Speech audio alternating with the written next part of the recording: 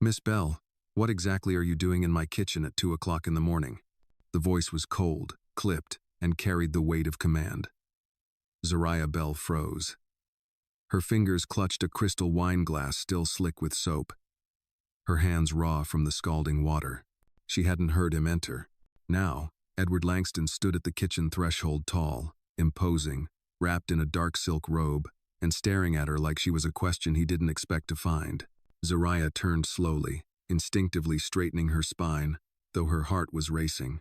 I'm sorry, Mr. Langston. I didn't mean... That wasn't my question, he interrupted. Why are you here? Her mouth opened, but the words stumbled. My mother, she's been really sick lately. I came to help her. She was worried about the dishes from tonight, and I didn't want her to get in trouble, so I thought... Langston stepped forward into the pale yellow light cast by the stove hood. His face, lined by years and shadows, remained unreadable.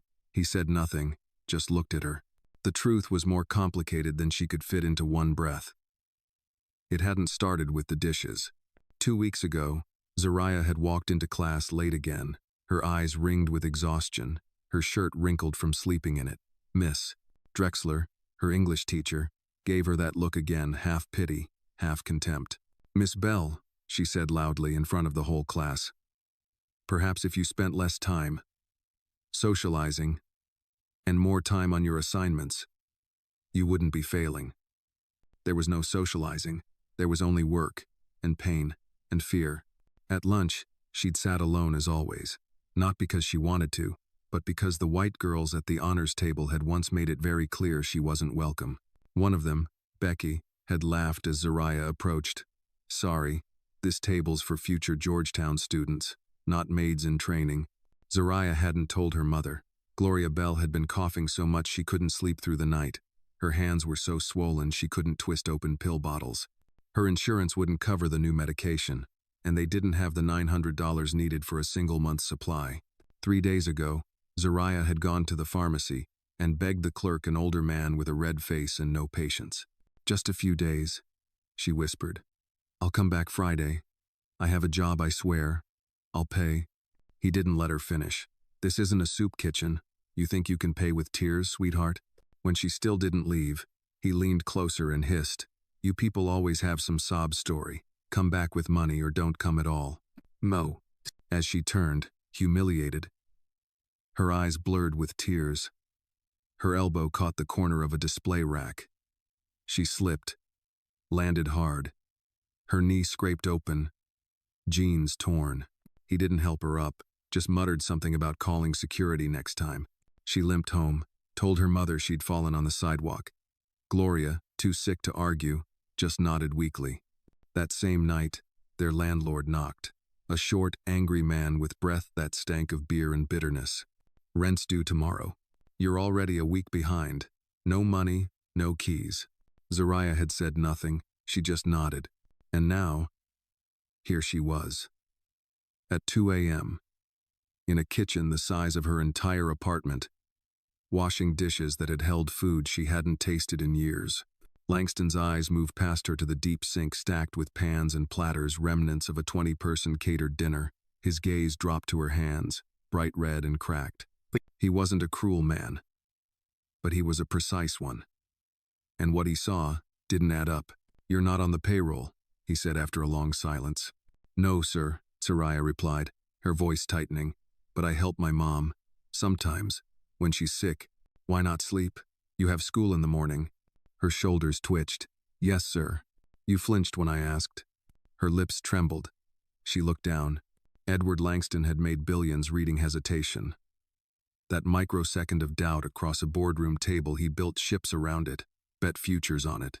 And this girl, she was all hesitation. He followed her gaze. An old backpack lay near the back entrance, frayed at the seams. A gold and blue honor cord dangled from the zipper. Valedictorian, a symbol of achievement. Beside it, half tucked into a mesh pocket, was a worn photograph in a cracked plastic frame. A soldier, black, proud, staring out in sepia tones from decades ago. Langston frowned. Something inside him stirred an echo from a war he'd never fought but had lived in its shadow all his life. "Leave the dishes," he said finally. Zarya blinked. "Sir? Leave them. Go home. Sleep. I'll speak to your mother. But she'll be in trouble if... That's not your concern. You're a child. Go home." There was no room for argument in his tone. She nodded, pulled off her wet apron, slid the backpack onto one aching shoulder. "Thank you," she whispered, and slipped out the service door into the cold darkness. Langston remained still. He looked at the dishes, the honor cord, the old photo. Then he whispered to no one, "She should be sleeping, not scrubbing my crystal at 2 a.m. He turned toward his study. The book he carried dropped onto a chair, untouched. He didn't try to sleep again. He sat at his desk, staring out into the night, as questions lined themselves up like soldiers on a battlefield. And when the clock struck 5, he reached for the phone, because something was broken, and he hated broken patterns. If this story touched you, hit like and drop a comment with where you're watching from. You never know, someone nearby might be watching too. Edward Langston had never been a sentimental man. Not in the traditional sense. His wealth had been built on logic, foresight, and the ability to see 2, sometimes 3 moves ahead of everyone else in the room. He had never believed in omens, but when he sat in his leather chair that night, the image of that worn backpack with the honor cord wouldn't leave him. That cord was not just decoration, it was a badge, an emblem of excellence, of relentless effort and sacrifice. He knew what it meant to earn it, how many sleepless nights, skipped parties, missed weekends it represented, and now, the girl who carried it was scrubbing dishes alone in a kitchen designed for white-gloved caterers. He had tried to return to his reading, but the words on the page swam uselessly.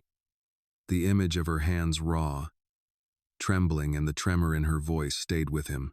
So at 5:02 a.m., he picked up the phone and dialed the only man he trusted with things that mattered. "George," he said as soon as the line clicked. His assistant's voice came through groggily but controlled. "Mr. Langston? Is everything all right? I need a file on Gloria Bell and her daughter. Her name is Zarya. About 17, maybe 18. Find out everything. School, attendance, GPA, future plans. I also want to know about Gloria's recent absences. Her work has been inconsistent." There was a pause. George never paused unless he needed to choose his words. "I was preparing a report for you, actually. Gloria's sick leave has increased significantly over the past month. I was going to recommend a temporary replacement." "Put that file away," Edward said. "No disciplinary action. Not yet." Understood. I'll get you what you need. School records may take some digging, but I'll have a preliminary summary on your desk by this afternoon." "One more thing," Edward added. "Zarya's backpack. She had a photo in it. Black and white. A man in uniform. Look into him. 101st Airborne Division if I saw correctly." "Veteran?" George asked. "Possibly. There's a connection there. I'm not sure what it is yet, but dig." He hung up and sat back, steepling his fingers. The mansion, quiet and cavernous, now felt less like a sanctuary and more like a monument to blind spots. What else had he missed? Adopt, Trizitja, men, Gloria didn't come in. Edward noticed the absence immediately. Normally, he wouldn't have. Staff rotated. They worked in the background, kept to their routines. But now, every plate left untouched on the breakfast table, every unpolished corner, seemed to whisper her name. At 10 a.m., he told George to skip the scheduled operations briefing. "Just email me the bullet points," he said. "I'm not in the mood to talk about shipping lanes today." By 4 p.m., George returned in person. He never returned in person unless it was important. He entered the study, holding a thin manila folder with both hands. His face was unreadable calm, as always, but a little heavier around the eyes. "You were right to be concerned," George said quietly. He placed the folder on the desk, slid it forward. Edward opened it. The first page was a printout from the North Bay School District. At the top, Zarya Bell, North Bay High School. Beneath that, a photo. Zarya beaming, holding a certificate. Her smile was wide, unguarded. It didn't match the girl who'd scrubbed wine glasses in silence the night before. "She's not just a good student," George said. "She was the valedictorian of her class." GPA 4, full academic scholarship to Georgetown University. Presidential scholar, top 1% of students in the nation. Edward stared at the page. At the bright-eyed, clean version of the girl. This was the future. This was what was being sacrificed. And yet, George continued, sliding a second page across, she hasn't been to school in 26 days. No formal withdrawal. The principal has called multiple times, but the number has been disconnected. She's now flagged as truant. Georgetown has revoked the scholarship pending confirmation. Why? Edward murmured. Why would a girl like that throw everything away? George didn't answer. Instead, he placed the final page down. It was a medical notice. Gloria Bell was diagnosed with late-stage systemic lupus erythematosus. Aggressive. The new treatment she needs costs nearly $900 a month. Insurance denies coverage. Classified as experimental. Edward felt something clench in his chest. She lost her second job last month.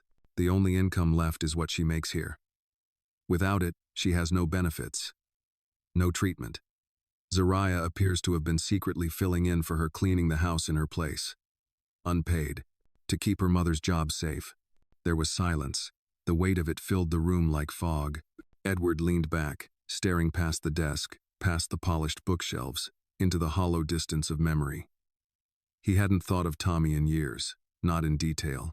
His older brother, who never came home from Vietnam, and the letter, a letter written by a man from his unit. A man named Bell. Robert Bell. A medic. A quiet hero. That name. Did you look into the photo? Edward asked. George nodded. He handed over a printed copy of a military record.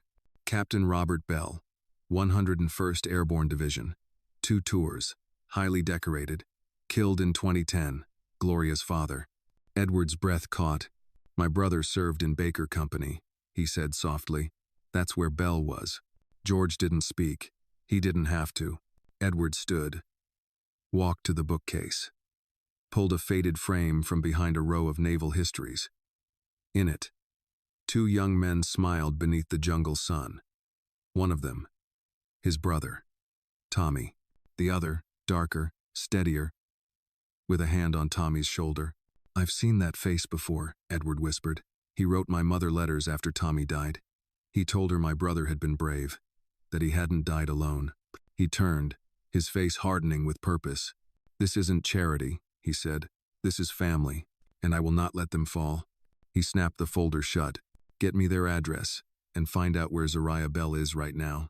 The Evening Star Diner sat on the corner of Ashland and 14th, wedged between a pawn shop and a discount mattress store. Its neon sign flickered like a heartbeat, soft, inconsistent, struggling to stay alive. The kind of place that smelled perpetually of burnt bacon and mop water.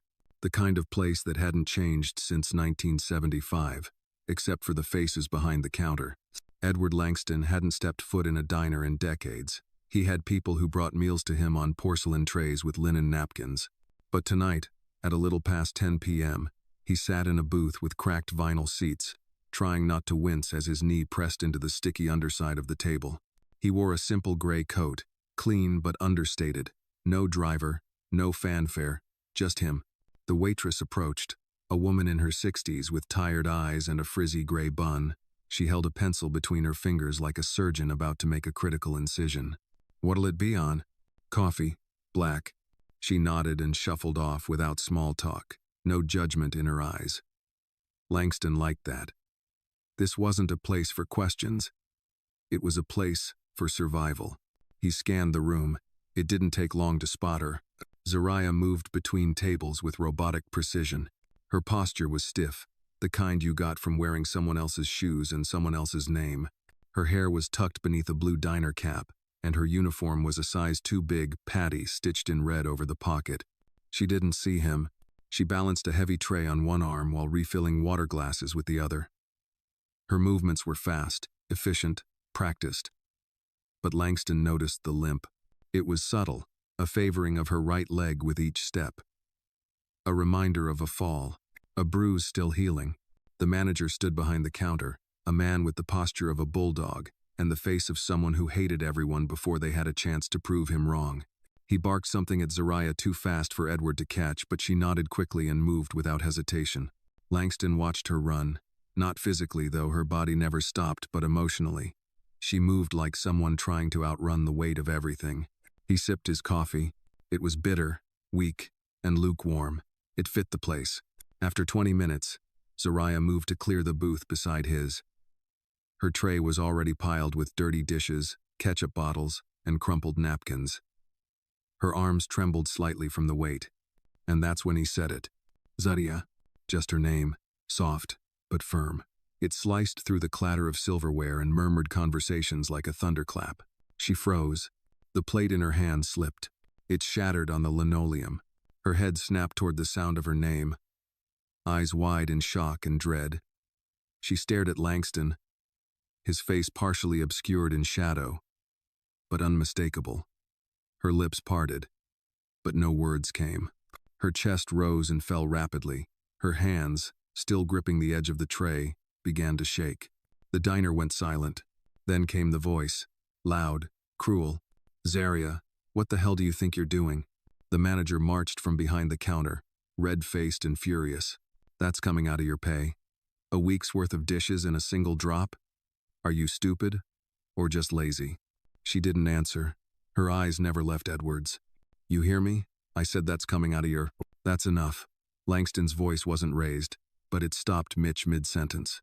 The billionaire stood slowly, adjusting his coat. He walked calmly to where Zariah knelt, trying to gather shards of ceramic with shaking hands. Langston crouched down beside her. His knees protested, but he ignored the ache. Are you hurt? He asked gently. She didn't respond.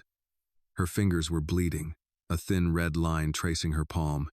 I asked if you were hurt. I'm fine, she whispered. Her voice was broken, barely human. He looked at the tray, then at her face, then at Mitch, who was still standing over them, arms crossed. She's just a kid, Langston said, and unless you want to deal with the consequences of working minors past curfew, without break, in an establishment that looks like a health code violation waiting to happen, I suggest you walk away. Mitch scoffed. And who the hell are you? Langston didn't reply. He reached into his coat and removed a leather wallet, pulled out 3 crisp $100 bills and laid them on the counter. That's for the plates, and the coffee, and your attitude. My. Mitch lunged for the bills, grumbling something under his breath. Langston turned back to Zariah. You're done here, he said. Come on. She didn't move. I can't, she whispered. I need this shift. You don't anymore. He extended his hand. She stared at it. Then, with slow, hesitant fingers, she took it. Her skin was cold, clammy with fear and grease. He pulled her to her feet. Mitch was still standing by the register, watching. She's finished, Langston said to him, and you'll never speak to her again. He guided Zariah toward the door, shielding her from the gawking patrons. Her face burned with shame, but she didn't let go of his hand. Outside, the night air was sharp. Her breath steamed. She hadn't realized how warm it had been inside, despite the stench. Langston opened the passenger door to his sedan. The seat was leather, heated, quiet. A world away from sticky booths and chipped cups. She slid in without a word. He got in beside her, closed the door. The car was a cocoon of silence. She didn't look at him. He didn't look at her. The clock on the dashboard read 11:47 p.m. Your hands, he said quietly. Are they cut? She looked down. The blood was already drying. I didn't notice. He pulled the car to the curb and opened the glove compartment, removed a small first aid kit. This will sting, he said. She didn't argue. She flinched when he dabbed the alcohol, but didn't pull away. My brother used to say, he murmured, a little sting now is better than a big one later. He wrapped her hand with the same care he might handle a negotiation, deliberate, precise, measured. When he was done, he handed her a handkerchief. For your face. She took it slowly, pressed it to her cheek. The tears hadn't stopped. He pulled the car back into motion. Neither of them said another word. The city rolled by in a blur of quiet intersections and orange streetlights. Edward drove with both hands on the wheel, his knuckles white, his mind louder than the hum of the engine. Zariah sat rigid beside him, pressed against the passenger door like she might disappear into it. She clutched the handkerchief in her bandaged hand, though she'd stopped crying.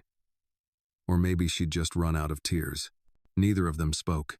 The silence between them wasn't awkward, it was heavy, like fog before a storm. Like everything that needed saying was still too big, too close, too raw. Langston didn't turn on the radio. He didn't ask questions right away. He simply let the car glide through the night, like both of them needed a few more miles before words would work again. He glanced at her once at a red light. The diner cap was still on her head, her uniform stained with ketchup, grease, and the shame that came from being seen at your lowest. He recognized that shame. He'd worn it once, in a different life. The light turned green. The wheels moved forward. "Why Georgetown?" he asked suddenly, his voice low. Zariah blinked, startled. Her lips parted, but no answer came. "It was your school of choice, wasn't it?" He continued. "Full scholarship. Presidential scholar. That's no small thing.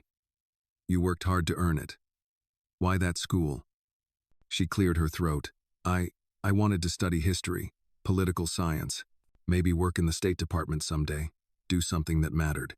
He nodded once. "A noble goal." She looked at him sideways. "But one that doesn't pay for medicine." Langston said nothing. She let out a bitter breath. "You don't understand. None of you do." "Then make me understand," he said simply. Her lips trembled. She stared at the dashboard, then out the window at the dark city. "I got the letter from Georgetown the same day Mom collapsed," she whispered. She couldn't get off the bathroom floor. She was curled up, crying. Not from pain. She was too far past that. She couldn't cry anymore. I called 911 and rode with her in the ambulance. She turned to him then. "That's the same night the pharmacy told me they wouldn't fill the prescription. The insurance didn't cover it. $900 a month. And that's not even counting the blood work, the specialist, the transportation." Langston's jaw clenched. "She tried to go back to work the next week," Zariah went on. "I found her on the kitchen floor. She'd been trying to mop and couldn't stand up. Her hands were so swollen she couldn't hold the broom." She paused. "So I did the only thing I could. I took over." "You dropped out," Langston said quietly. "I didn't drop out. I disappeared." Her voice cracked. "I blocked the school's number so they wouldn't call and tell her. She would have tried to go back. She would have hurt herself worse. I cleaned the house while she rested. I took the night shift at the diner. $11 an hour." Langston stared at the road. His face, normally so composed, had hardened into something unreadable, something old. "You gave up everything," he said. Zariah laughed softly. It was a joyless sound. "What good is a future if I don't have her in it?" He didn't respond.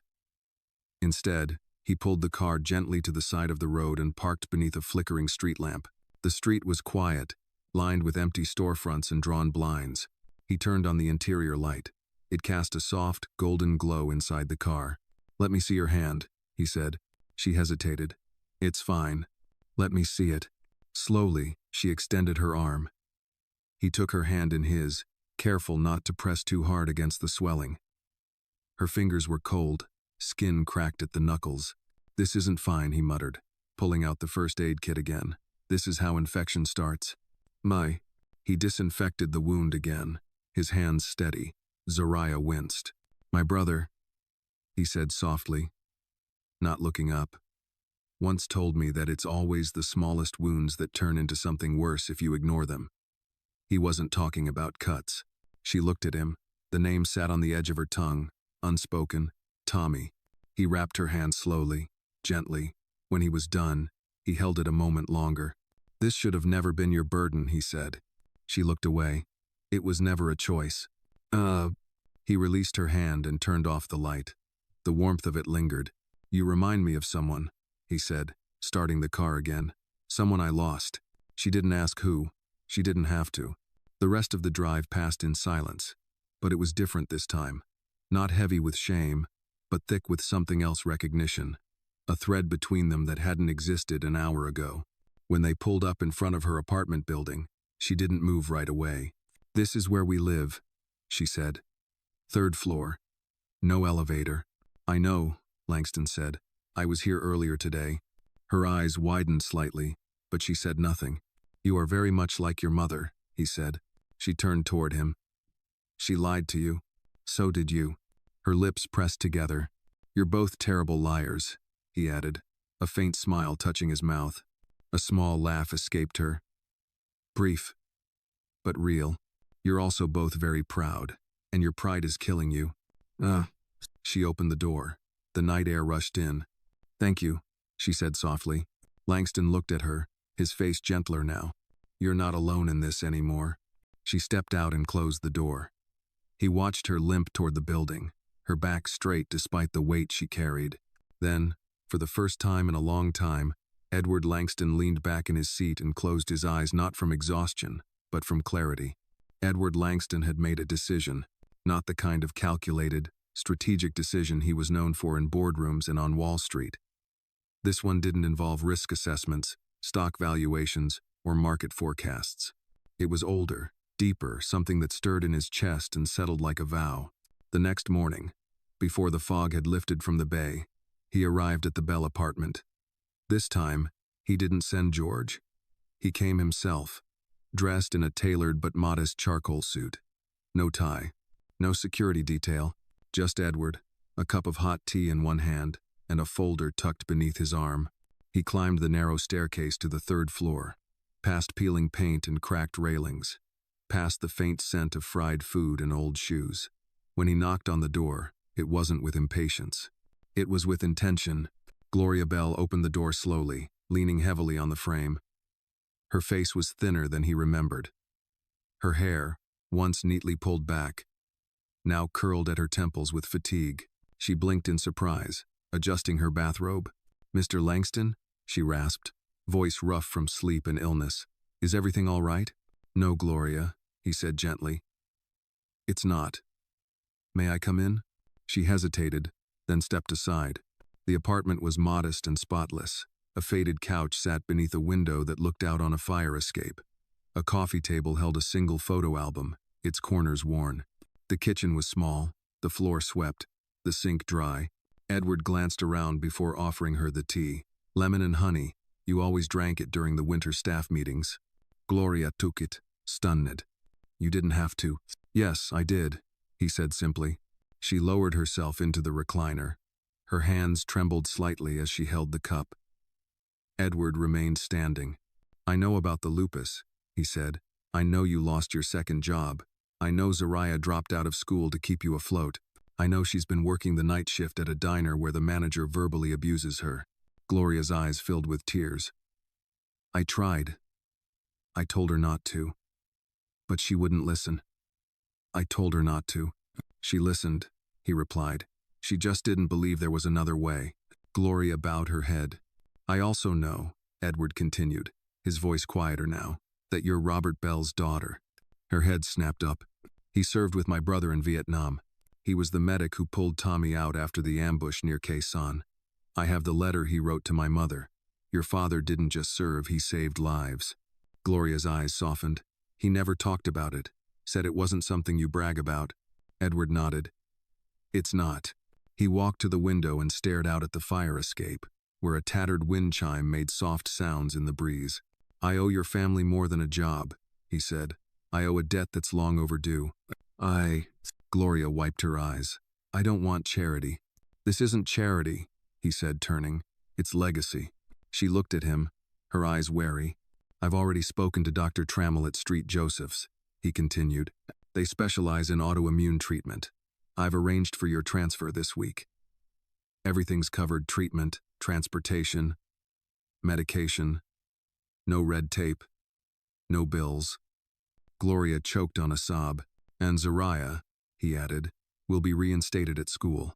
I've contacted Georgetown, explained the situation. They're reviewing the scholarship suspension. With a little push, she'll be back on track before winter term. Gloria covered her mouth with one hand, trembling. I don't know what to say, she whispered. Don't say anything, Edward said. Just let me fix this. There was a knock at the door behind him. Gloria blinked. That must be the nurse, Edward said. I asked her to stop by, just to evaluate. You don't need to do this alone anymore. Gloria didn't answer. She just nodded, tears spilling freely now. Later that afternoon, Edward returned to his estate. George was waiting in the study. She agreed? The assistant asked. Edward nodded. She didn't want to, but she understood. And Zariah? She doesn't know yet. I want to tell her myself. George handed over a document. This came from Georgetown. Her application, essays, letters of recommendation, impressive stuff. Edward scanned the page. One essay, titled When the System Fails, We Don't Have to, caught his eye. He read the first line aloud. I've never believed in heroes, only people who show up when no one else does. Edward closed the folder. We're going to make sure she gets to keep believing that. As the sun dipped below the horizon, he stood in the tall window of his study, looking out over the estate he had once built as a monument to solitude. Now, it would become something else. Zariah didn't recognize the car when it pulled up outside her school. It was a sleek silver Lincoln, polished to a shine, with blacked-out windows and quiet tires. She stood frozen at the sidewalk, her tattered backpack over one shoulder, unsure if she should walk or run. It wasn't the kind of car that came to her part of town, and definitely not the kind that stopped for girls like her. Then the back window rolled down. Get in, Edward Langston said simply. His voice was calm, but not cold. Zariah looked around nervously. What? Why are you here? You missed your 10 a.m. meeting with the principal. I didn't. She stopped. How do you know about that? I made the appointment. She hesitated, then opened the door and slipped inside.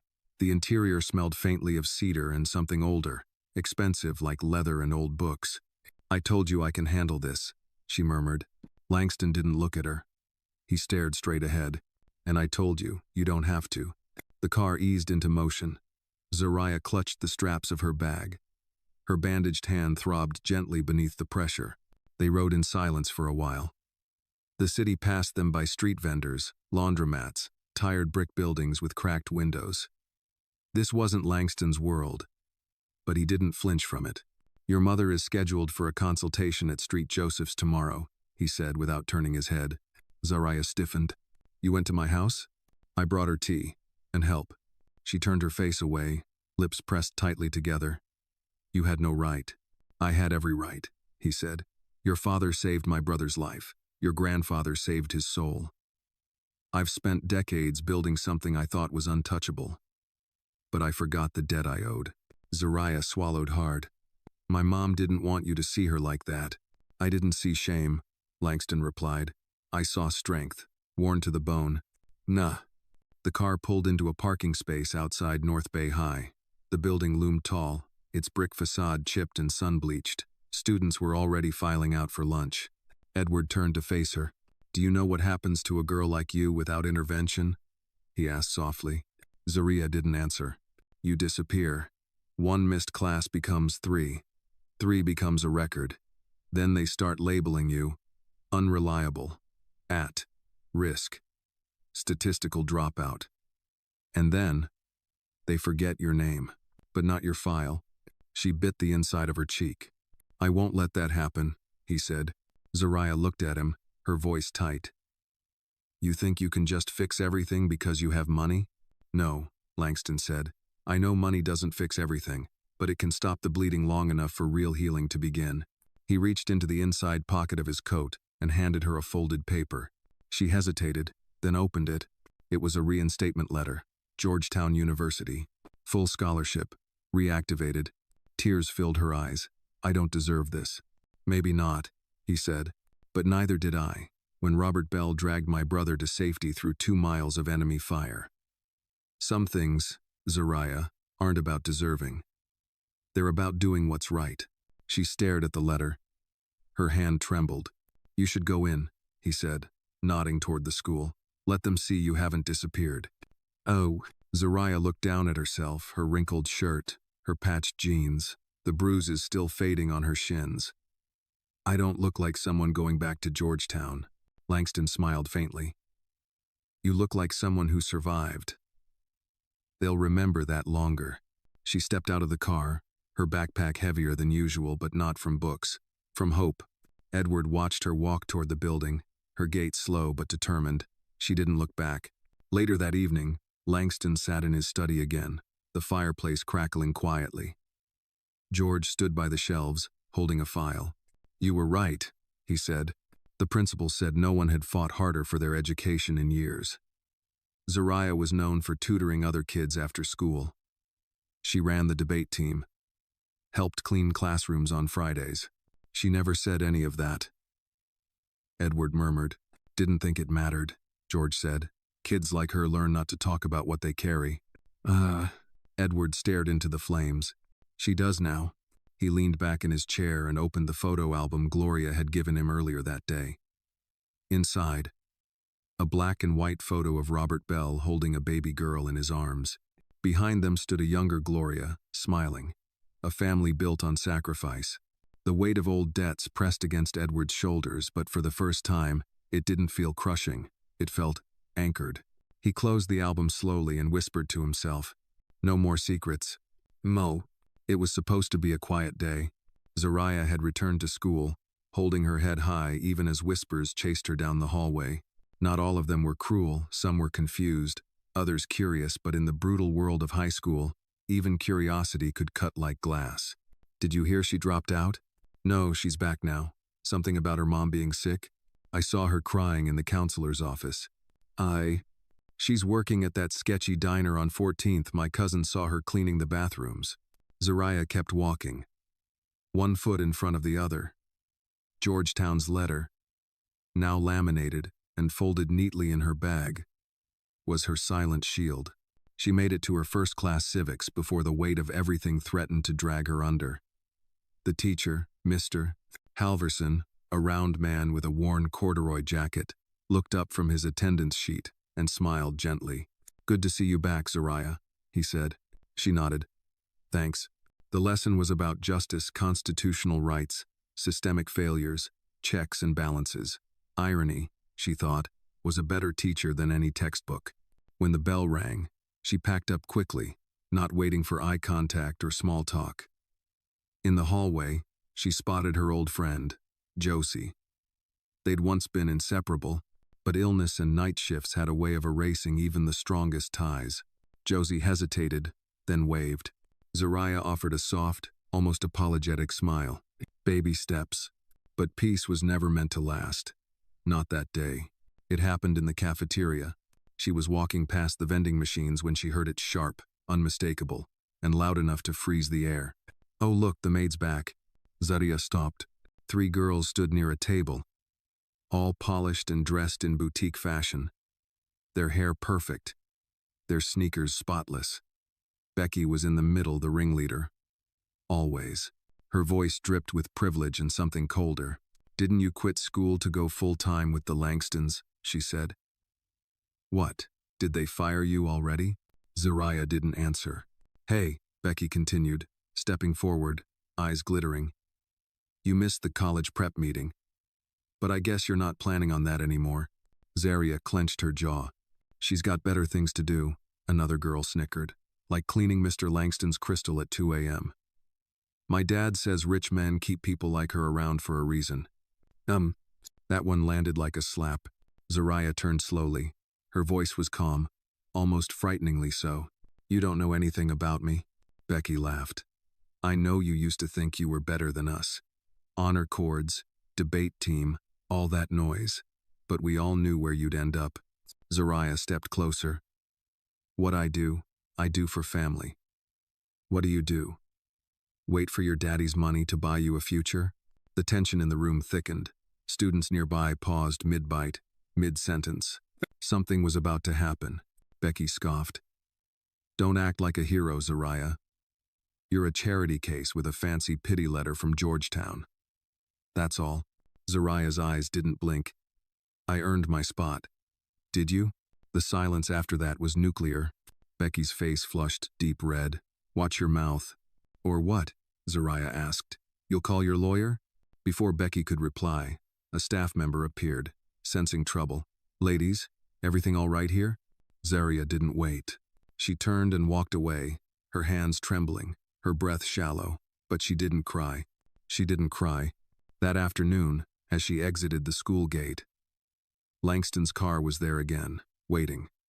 He had said he'd only come when necessary. Apparently, today was necessary. She got in without a word. He didn't speak right away either. "You heard," she finally said. "I did," Langston replied. "It's already being handled." "How?" she asked, her voice brittle. "You can't buy dignity, Mr. Langston. Zero." "No," he said, "but I can protect yours." She looked out the window, her throat tight. "They hate me. I was gone 3 weeks, and it's like I became a ghost. Now that I'm back, they want to erase me all over again."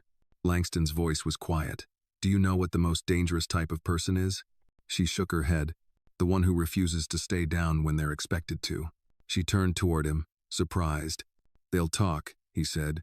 "They'll mock, but soon they'll watch. Because when someone rises, people always watch." He handed her an envelope. She opened it. Inside was a student ID for a private mentorship program in Washington, D.C. A prestigious summer program for high school seniors pursuing law, policy, or diplomacy. Her name printed on it. "Accepted, fully funded." She gasped. "How?" "They called me yesterday," he said. "I sent your application and essay. Under a pseudonym, no name. They accepted on merit alone." Zariah stared at the ID. It was real. "Not a promise. A path." Are you doing this for my grandfather?" she asked suddenly. "Or because you feel guilty?" Edward Langston looked at her. And for once, the man behind the billions, the strategist, the titan softened into something else. "I'm doing this," he said, "because no one did it for my brother." Zariah held the card tightly, like it might vanish. For the first time in a long time, she didn't feel like she was surviving. She felt like she was starting to live. Zariah stood at the kitchen sink that evening, the sounds of simmering rice and boiling greens filling the small apartment. Her mother was resting in the bedroom after her first real visit with a nurse, an experience that had left her both exhausted and oddly hopeful. The nurse had spoken kindly, respectfully, calling her ma'am, and promising she'd be back tomorrow with new medication. For the first time in weeks, Gloria had fallen asleep without pain etched across her brow. Zariah looked out the tiny window above the sink. The sky was a burnt orange, streaked with purple, the kind of sunset she rarely noticed anymore. The world was still turning, even when hers had been on pause for so long. There was a knock at the door. She dried her hands quickly, heart skipping. Visitors were rare, too rare. When she opened the door, Edward Langston stood on the other side, not in a suit this time, but in a windbreaker and pressed slacks. He looked less like a billionaire, and more like someone's quiet uncle from out of town. He held a large, weathered envelope. "I need to show you something," he said. She stepped aside wordlessly and let him in. He walked into the living room and paused before placing the envelope gently on the table, like it contained glass. "This was sent to me," he said, "from an address in upstate New York.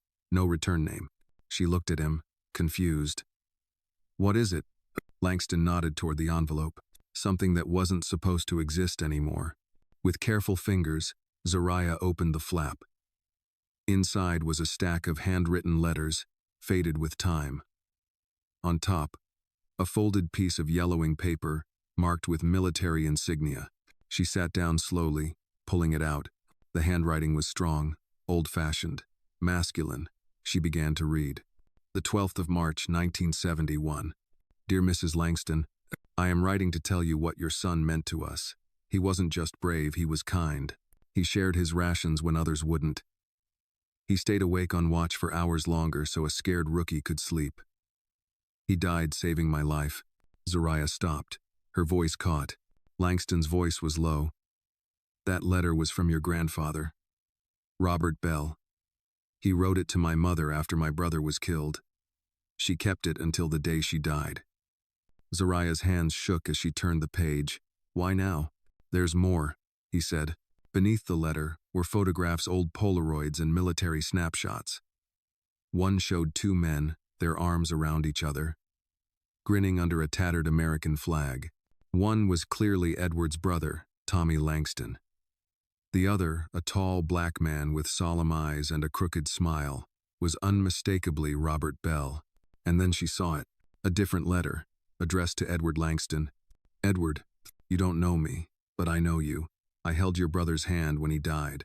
He made me promise I'd tell you to never let the world break your heart, even when it doesn't deserve you, he said. Tears blurred Zariah's vision. Langston leaned forward. I never got that letter. My mother never gave it to me. I found it tucked between pages of her Bible after she passed. Zariah pressed her hand to her chest. Overwhelmed? Why would she keep it from you? Maybe she thought she was protecting me. Or maybe she couldn't bear to share the weight of her grief. He paused. But the words in that letter, they stayed with me. They reminded me who I was supposed to be, who I've failed to be for too long. Zariah closed her eyes, trying to steady her breath. So why bring them to me? Because you deserve to know where you come from, he said softly. Your grandfather wasn't just a good soldier. He was the kind of man who gave meaning to sacrifice. Zariah ran her fingers over the paper, then looked up at Langston. Do you ever think things happen for a reason? Langston nodded slowly. I used to think life was just a series of transactions. Give and take. Win and lose. But now I think maybe some debts are meant to be paid with time, not money. Zariah sat back, the letters spread out before her like sacred texts. The pieces of a history she never knew she had tied not just to blood, but to promises, to pain, to people who showed up when no one else did. I want to do something, she said suddenly. Langston raised a brow. What kind of something? I want to tell his story, she said. My grandfather's, my mother's, everything. I want people to know what's behind those names on a wall or in a file. I want to study history not just to learn it but to change how it's remembered. Langston smiled faintly. That's a noble mission. It's more than that, she said, her voice gaining strength. It's the only one that makes all of this mean something. He stood and gently laid his hand on her shoulder. Then you'll have everything you need. I'll make sure of it. And just before he turned to go, she called out to him. Mr. Langston. He stopped. Thank you, not just for the school or the help, but for showing up. He met her eyes. Thank you for letting me. The Langston Foundation headquarters sat like a glass cathedral in downtown Washington, D.C. Tall, sleek, and intimidating. Inside its marble lobby, conversations echoed between tall columns and modernist art installations. But behind the polished veneer, something far less decorative was brewing.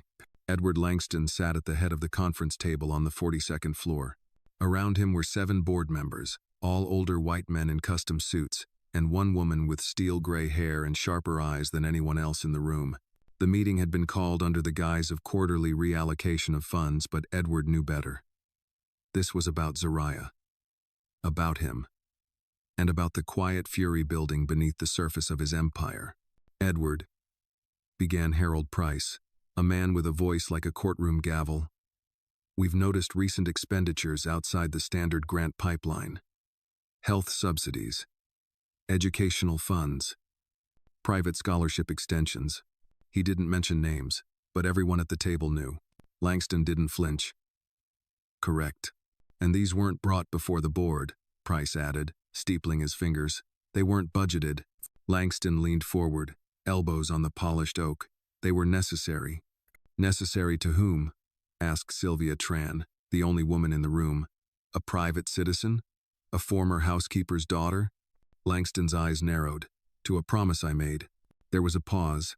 She's not a public case, Edward, said another board member, Thomas Ellery. There's no PR value here, no media angle. We're a foundation, not a rescue service. Langston rose slowly from his chair. Do you know why the Langston Foundation exists? Murmurs, shrugs, shifts of discomfort. Because a soldier saved my brother's life 54 years ago. Because that soldier's family was later abandoned by the very system he fought for.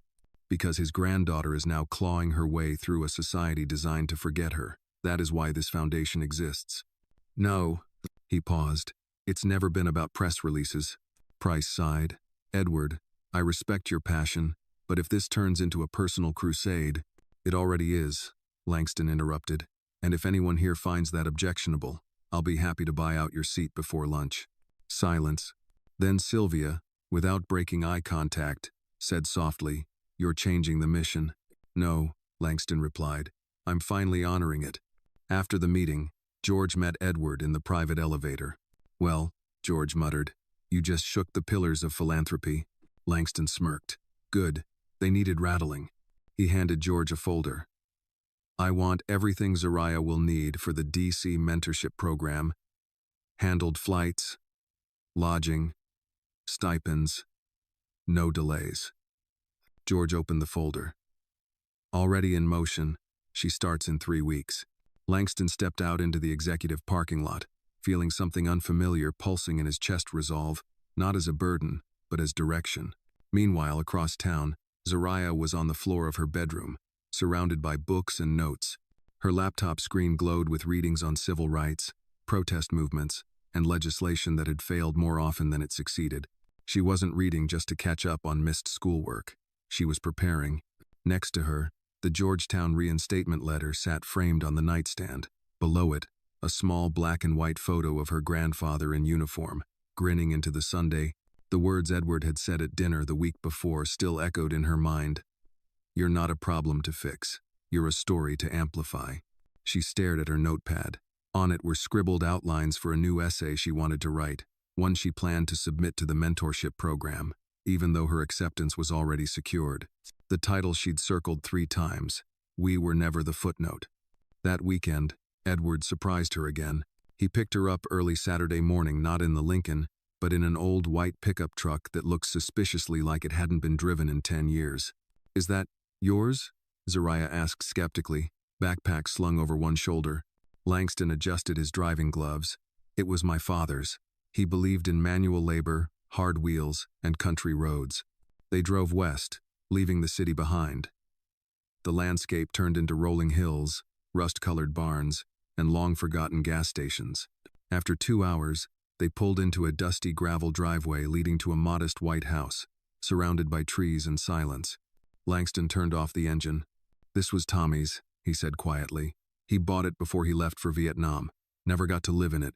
Zariah stepped out slowly, her sneakers crunching on the gravel. Langston opened the door and let her inside. Dust motes swirled in the light through the windows. The furniture was old, but preserved. A quilt still covered the sofa. Framed letters and medals adorned the wall. Zariah walked the space like it was a church. "He would have loved you," Langston said. "You remind me of him, not just the stubbornness, the fire." She touched a photo on the mantel. Tommy in uniform, his arm around a younger Edward. "Why bring me here?" Langston exhaled. "Because I wanted you to see that this isn't just about debt or duty. It's about connection, the kind that stretches beyond time and blood." "Oh." He looked at her, eyes heavy but clear. "You've got more than just a scholarship, Zariah. You've got a legacy." She nodded, her voice quiet. "Then I won't waste it." Langston looked out the window at the hills beyond. "I know you won't." 3 days later, the weather shifted. Thick gray clouds blanketed the DC sky, and rain came down in angry sheets, turning sidewalks into rivers, and draining the color from the world. It was the kind of storm that soaked you to the skin in seconds and made the city feel heavier, older. Zariah stood on the steps of the community library, her coat clutched tight, trying to balance her bag, umbrella, and the stack of research papers Edward had printed for her. She was supposed to meet a professor from the mentorship program for a prep session, a one-on-one conversation about narrative framing and public policy storytelling, the kind of opportunity kids usually had connections to access. Zariah had earned hers the hard way, but she was late. The bus had stalled in high water near 12th Street. Then, she'd stepped into a pothole disguised as a puddle and soaked her sneakers through. Her throat burned. Her hand, still recovering, ached from the cold. By the time she entered the meeting room, dripping and flushed, the professor was already packing his notes. "I'm so sorry," she blurted, breathless. "There was a delay and—" "Miss Bell," the man interrupted, glancing at his watch. "We schedule these sessions with the understanding that time is mutual. You were 27 minutes late." "I know, but—" she began. "No buts," he said, slipping his folder into his briefcase. "Success in policy starts with respect.